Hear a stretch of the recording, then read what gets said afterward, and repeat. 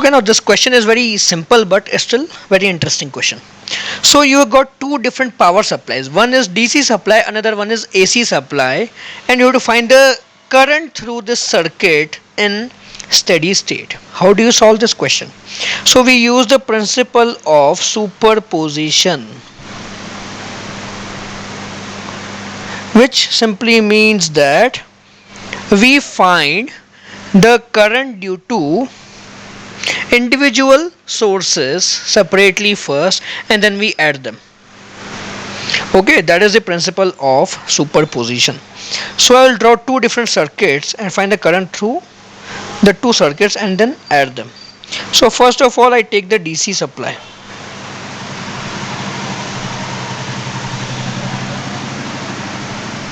Okay, I took the DC supply of 2 volt, resistance R and capacitance C.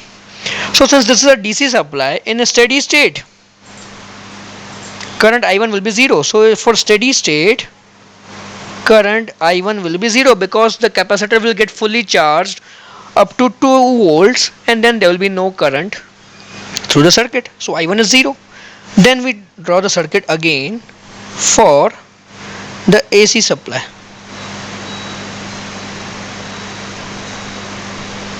So for the AC supply, we will calculate the RMS current I2 RMS current. Okay, I2 RMS I will write down over here, so that will be very easy. So I2 RMS will be E RMS by net impedance of the circuit.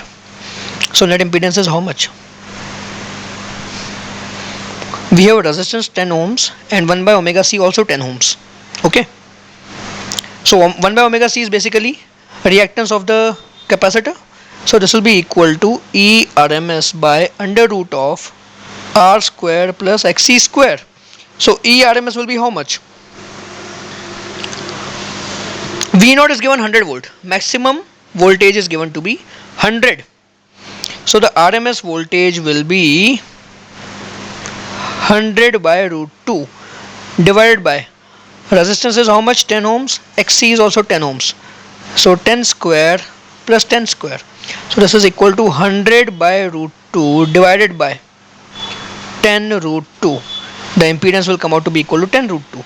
So that is equal to 10 by 2 and that is 5. So the RMS current is 5 ampere for the AC part. For the DC part it is 0. For the AC part it is 5. So the net current will be I1 plus I2 and that is equal to 5 ampere RMS value.